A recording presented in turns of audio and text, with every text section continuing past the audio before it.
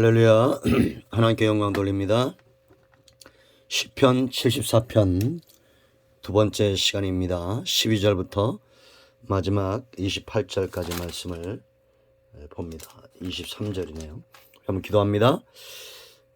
영광과 감사를 하나님 앞에 올려드립니다. 시편의 말씀들을 열어주시니 감사합니다. 오늘도 말씀하실 하나님을 사랑하며 이 말씀에 집중합니다. 주의 이름으로 모이는 곳마다 하나님께서 은혜를 더하시고 성령으로 충만케 하시고 하나님이 기뻐하는 믿음의 사람으로 세워지는 귀한 시간 되게 하옵소서. 종을 낮추시고 겸손하게 하시고 오직 말씀의 도구만 되게 하시며 듣는 자 전하는 자 모두 우리의 삶과 신앙이 회복되는 귀한 시간 되기를 원합니다. 예수님의 이름으로 사모하며 기도합니다. 아멘. 오늘도 여호와의 이름입니다.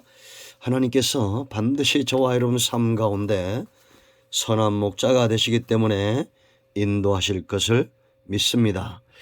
회복 74편의 핵심은 바로 회복인데요. 우리가 하나님과 멀어질 때 영적 기갈과 주림과 그로 인한 원수들의 득세에 대해서 우리가 살펴봤습니다. 핵심은 12절이라고 그랬죠. 12절 한 절만 보겠습니다. 하나님은 예로부터 나의 왕이시라 사람에게 구원을 베푸셨나이다. 마지막 23절까지 꼭 보시고요. 여러분, 신앙이란 것은 하나님과 내가 어떤 관계로 사느냐, 그것은 곧 누림의 문제죠. 하나님을 나의 왕으로 나의 주인으로 그렇게 믿어지고 관계가 깊은 사람들이 하나님께 나아가 기도하고 예배하고 삶 가운데도 하나님을 만홀히 여기지 않는 그런 삶을 사는 것은 너무나 당연한 것입니다. 여러분, 내가 얼마나 교회를 오래 다녔냐보다는 하나님은 내 삶 가운데 왕이신가가 중요하죠. 그 12절 말씀 보세요. 여러분, 야삽에게는 하나님은 예로부터 나의 왕이시라. 이 왕이 어떤 왕입니까? 12절 구원을 베푼다 이렇게 말합니다. 구원을 베푸는 이유죠. 자기 백성을 찾으시는 왕입니다. 그러니까 백성이 구원받지 못하면 왕도 존재할 이유가 없는 거죠. 백성이 고난을 당하거나 어려움에 처하면 왕도 같은 수준이 되는 것입니다. 나라가 흥황하고 백성이 잘 되면 누가 영광을 받습니까? 그 왕이 영광을 받습니다. 그러므로 하나님께서 이 왕의 직분을 감당하기 위해서 구원은 나라라고 제가 주일날 말씀을 드렸는데, 구원의 큰 개념은 나라입니다. 왕이 있어야 되고 땅이 있어야 되고 백성이 있어야 돼요. 그래서 13절로 15절 말씀을 보면 출애굽 애굽에서 이끌어낸 그 능력 있는 역사를 이야기합니다. 그래서 구원은 출애굽이다 그랬죠. 애굽에서 나와 세상 나라에서 나와 하나님의 나라 백성이 되는 겁니다. 그래서 13절 주께서 주의 능력으로 바다를 나누고 홍해 사건이죠. 용돌의 머리를 깨뜨리고 애굽 왕들과 열왕들을 이야기하죠. 리오야단에 이게 전부 세상 나라들을 말합니다. 부수고 그것을 사막에 사는 자에게 음식으로 줬다. 완전한 진멸을 이야기하는 겁니다. 그런가 하면 그 백성들에게 광야에서 바위를 깨뜨려 큰 물을 내시고 강들을 흐르게 하시고, 지금도 여러분 하나님은 자기 백성을 찾아내시고 그들의 왕이 되시며 그들에게 구원의 양식과 생수를 경험하시는 이 나라는 풍요로운 나라고 주림과 갈증이 없는 나라인 것을 믿으시기를 바랍니다. 아멘. 그런가 하면 주인이시다라고 말합니다. 이 왕의 주권을 이야기하는데요. 16절 말씀 보세요. 낮도 주의 것이요 밤도 주의 것이라 주께서는 빛과 해를 마련하셨다. 낮에 무엇을 우리가 느낄 수 있다는 겁니까? 밤에 무엇을 느낄 수 있어요? 바로 주인의 흔적입니다. 일생이 낮과 같으면 얼마나 좋겠습니까? 그러나 밤도 올 것입니다. 그러나 중요한 것은 하나님은 여전히 우리 가운데 주인이시다라는 거죠.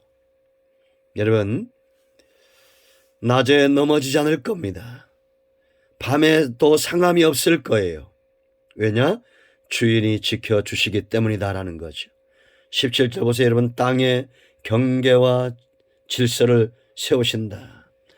주께서 그렇죠. 주인이기 때문에 땅의 경계를 정하시며 주께서 여름과 겨울을 만드셨나이다. 자연현상이 아니라는 거예요.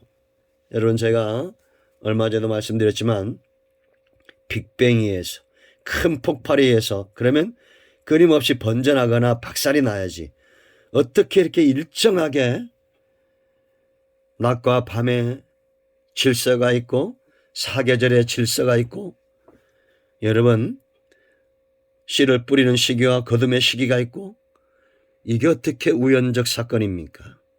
그것을 우연적 사건이라고 믿는 위험한 생각에 빠지지 마세요. 그 발상의 노예가 되지 마세요. 하나님이 주인이시기 때문에 18절 말씀 보세요, 여러분. 여호와여 이것을 기억하소서라고 말합니다. 원수가 주를 비방하며 우매한 백성이 주의 이름을 능욕하였나이다. 백성이 능욕을 당하고 성전이 능욕을 당하는 것은 곧 누가 능욕을 당하는 겁니까? 주의 이름 주인이 능욕을 당하는 겁니다. 이것이 바로 성도의 가치입니다. 우리와 하나님과 하나된 존재예요. 주인과 종이 하나된 존재예요. 그러므로 우리가 있는 곳에서 우리가 영광을 받는다는 것은 곧 주인이 영광을 받는 것입니다. 그러므로 여러분, 악한 자들에 의해서 하나님의 이름이 능력을 받는 것을 그냥 지나치지 마세요.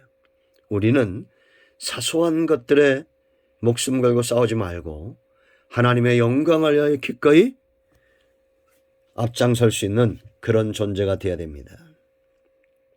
자, 세 번째 19절 23절 이런 왕이고 이런 주인이시기에 담대하게 나아가서 기도하는 겁니다. 우리의 기도를 들으시는 하나님이에요. 응답하시는 하나님이에요. 여러분 20절 말씀 보세요. 그 언약을 눈여겨보소 무릇 땅의 어두운 곳에 포악한 자의 초소가 가득하나이다. 이 간구하죠. 기도합니다. 22절 말씀 보면 하나님이 일어나사 이렇게 말합니다. 이렇게 일어나도록 원통함을 풀어달라고 기도하는 이유가 있습니다. 이 하나님이 어떤 하나님이냐? 첫째는 긍휼이 크시기 때문이에요. 그래서 여러분 19절에 이 주인은 맷비둘기의 생명을 들짐승에게 주지 마시며 주의 가난한 자의 목숨을 영원히 잊지 마소서. 공중에 나는 새 비둘기 한 마리도 귀하게 여기는 걸 알기 때문에 그 생명을 들짐승에 주지 말라. 이게 비유적이죠. 우리는 맷비둘기 같고 저들은 들짐승 같고 우리는 가난하고 저들은 강하고 그러나 하나님은 긍휼이 크시기 때문에 우리의 생명을 위하여 일어나 달라라는 겁니다. 20절 언약에 신실하셔요. 하나님은 거짓말할 수 없어요. 그렇기 때문에 응답을 주셔야 됩니다. 그래서 간구하는 겁니다. 우리가 죄인이라도 우리는 언약을 붙들 수 있습니다. 왜? 하나님이 거짓말할 수 없기 때문이에요. 그 언약을 눈여겨보소서 무릇 땅의 어두운 곳에 포악한 자의 초소가 가득하나이다. 온 땅은 하나님의 약속대로 하나님의 기업이며 온 땅은 하나님이 그 백성들에게 주신 거잖아요. 포악한 자들이 가득 찰 수 없습니다. 그러므로 여러분 빼앗기지 마세요. 이 기업을 절대 빼앗기지 마세요. 기도하여 찾아내야 됩니다. 아멘. 그 세 번째 이유가 있어요. 찬송받기를 원하시는데, 여러분, 찬송이라는 것은 회복 후에 가능한 거죠. 21절에 학대받는 자가 부끄러워 돌아가게 하지 마시고 가난한 자와 궁핍한 자가 주의 이름을 뭐요? 찬송하게 하소서라고 말합니다. 여러분, 부끄러움은 하나님의 백성의 것이 아닙니다. 우리의 가난함과 궁핍함과 비굴함과 이런 비겁함과 이러한 것들은 우리의 모습일 수 없어요. 응답 속에 회복되고 하나님을 찬송하시기 바랍니다.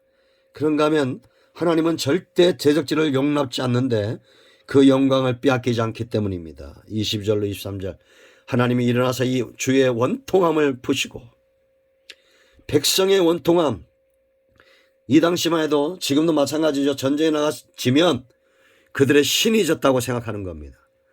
전쟁에 패하면 영광이 없어요. 우리가 승리해야 될 이유고 하나님이 승리해야 될 이유입니다. 하나님은 승리하시는 분이에요. 아멘. 그러므로 여러분, 간구하며 기도하여 하나님의 영광을 드러내시길 축원드립니다. 깃발 꽂는 승리의 삶을 사시기를 축원드립니다. 기도합니다. 이 말씀대로 되기를 원합니다. 예수님의 이름을 의지하여 기도하오니 하나님, 우리를 통해서 나의 왕 나의 주 되신 하나님께서 영광을 받으시옵소서.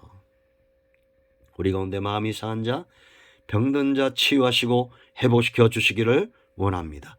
예수님의 이름으로 사모하며 축복하며 취하며 기도합니다. 아멘. 할렐루야. 응답되었습니다. 아멘.